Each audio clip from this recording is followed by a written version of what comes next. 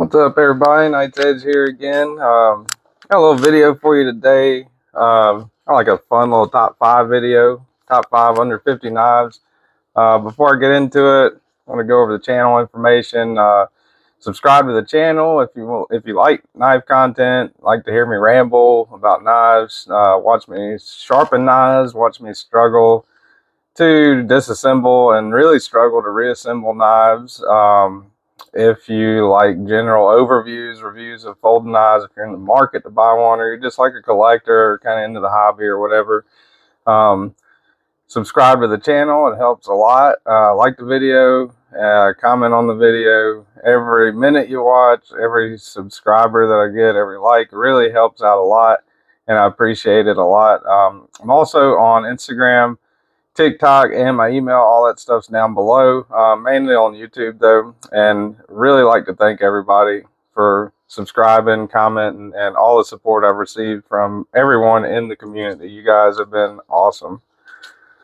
So today I was going to do a top 5 video of my top 5 knives under $50. Now some of these, 1 or 2 of these actually have ranged over $50 at different points in time, or have different versions that are over $50. Couple of, or one, yeah, 2, I think. Oh, yeah, 2 of them actually have cheaper versions available. But this is just what I paid for the ones I got, you know. Anyway, go ahead and get into it. Number 5, Rat Model 1. Great knife.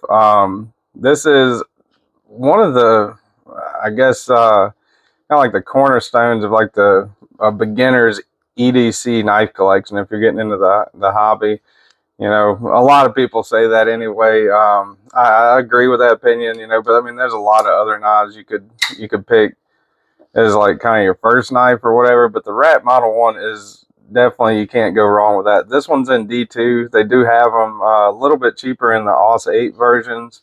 But I got the D2 because I think the difference was only like $8 or $10, and you know, kind of prefer D2 over the AUS 8. But now they got them in S35VN. I think the S35VN versions of these are going for around 85, 90, $95, something like that. You can look them up. I'll have all these versions of these knives linked down below. Ontario makes their stuff in a couple different countries. This is made in Taiwan. Like I said, this is a full-size knife, really good beginner's knife. It's got a lot of great features. It's the beginning of knives with great features, I think would be a good description on it, you know. Especially back in the day. You know, this thing's been out for quite a while now, so it's got a lot of competition. A lot of stuff about this knife that's been tweaked or surpassed, you know, by a lot of its competition. But it's got tip up, tip down, reversible pocket clip mounting on it. You know, it's ambidextrous, good blade, good solid blade shape. I guess was that drop point? Anybody care to correct me in the comments? I think it's a drop point, could be a clip point, not 100% sure.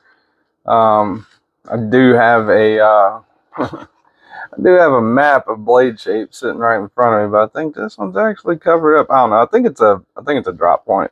Anyway, that doesn't matter. I can call it whatever you want. Thumb stud deployment.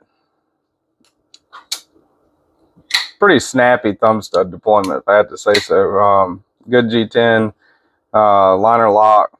This one comes in right around 40 to 42 bucks or so. You can get it a lot of places. I'm gonna link one of them at least down below. I'm not affiliated with anyone, so it really doesn't matter what I link. But I try to put on like knife websites and, you know, stuff like that ahead of Amazon, you know. All right, number 4, CJRB Pyrite. This is the one in stainless handle, and I believe it's AARPM 9. Yep, AARPM 9 on the steel. This is a really celebrated knife for the last year or so since its release. It's, you know, budget knife for the year in a lot of people's minds. It's what Metal Complex has said is an evergreen knife. and a lot of other people have described it as that too. It comes in also in the alt Wharncliffe version of it.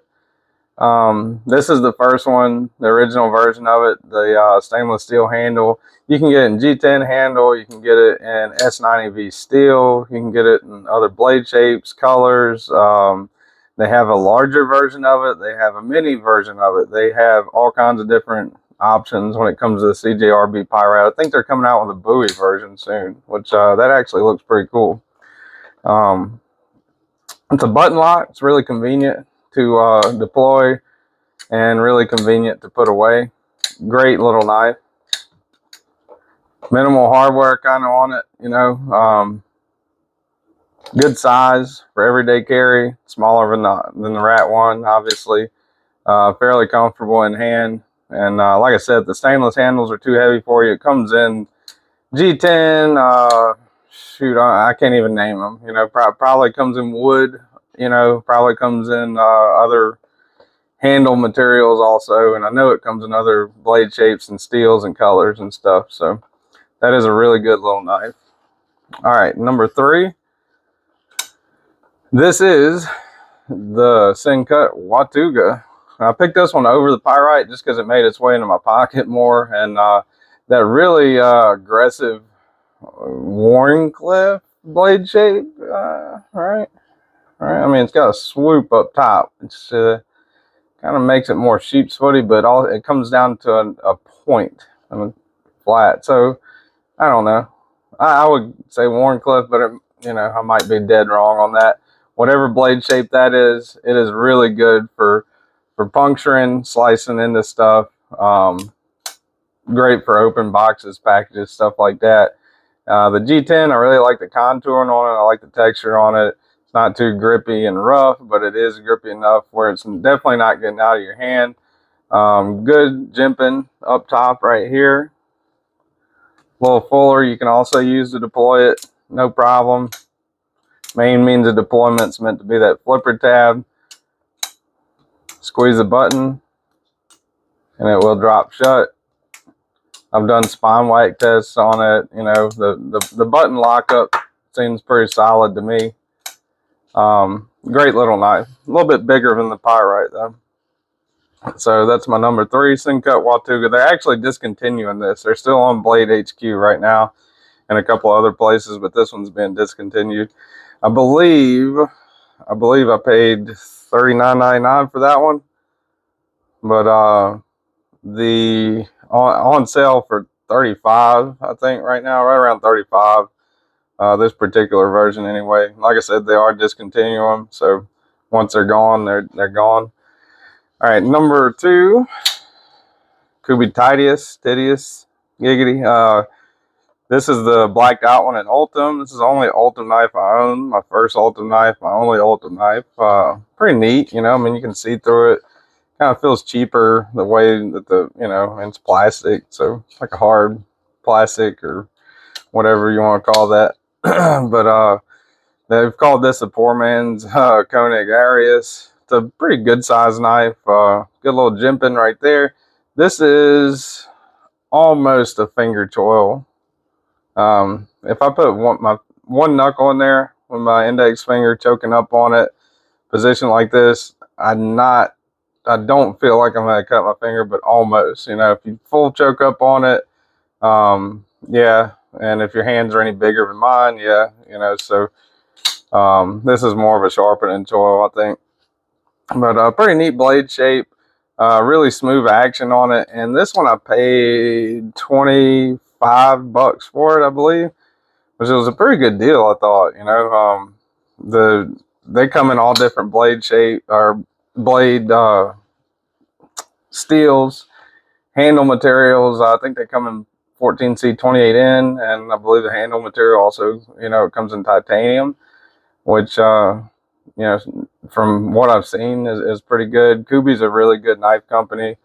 But yeah, it's a good carry and it's pretty good action on it. You know, flipper tab works just fine. Really smooth, kind of drop shutty. You know, you can also use that opening hole right there, middle finger flick it, comfortable enough doing that. So this one's in D2, and for 25 bucks, you know, using the, I think it was either I'm not 100%, it was either Roll Shambo or Big Red's coupon code. I think I used on this on White Mountain Knives, I believe. I'll have it linked off of White Mountain Knives if it's on there. I have it linked in some form or fashion down below, but yeah, I used that coupon code and got that discount on it, and turned out to be a really good little deal. Really happy with that one. All right, next and last one. This is the QSP Penguin. This version's D2. It retails around normally around 30 to 32 or so bucks. I think I paid 30 for it. Denim micarta handle, really comfortable little utility knife. You know, that's you just got to get it in hand to to kind of see the value, and it is a great knife. Sheep's foot blade on it, D2 steel on that. Thumb stud deployment, action's pretty smooth. You know, I can use I can middle finger flick the thumb stud open like that. That's a, you know, fancy way to deploy it, or you can just snap it open using the thumb stud as it's intended. Good action on this thing. I think it's running on washers, actually, I believe. I could be wrong. I think it's running on washers. I'll have to take it apart again and see. I've disassembled it to do the stone wash on it. This is actually acid stone wash that I did on it, on the blade. It came in satin. And I'm pretty happy with the way the stone wash turned out. It didn't turn out too bad. You know, I've used the heck out of this thing. You can see all the little divots and scrapes and all that, you know. But sharpens up real nice. And for D2, it holds an edge pretty good. So this is a great little utility cutter, and especially for the price, you know, 32 bucks. You can't really go wrong with the QSP Penguin. So that, as of right now, from what I've experienced or whatever, that's my top five knives that are under $50. And like I said in the beginning, I appreciate you guys watching all my content, listening to me ramble about knives. It really means a lot. You know, everybody that subscribes, the more subscribers I get, the more I feel like, you know, people actually like watching my stuff. You know, I was a little nervous starting out, like, man, nobody's going to want to hear me ramble about knives that people have looked at and reviewed 1,000 times over, you know, or whatever. But I really do appreciate everybody being so supportive, and I appreciate everybody watching, continuing to watch. It means a lot. And all the new people, all the new subscribers, appreciate you guys too. Anybody that's not subscribed to the video, I know I've said subscribe about 50 times in this one, but it really helps if you subscribe and like the video. It means the world to me, helps me out, and I appreciate everyone watching. And until the next one, I will see you on the next one. Later.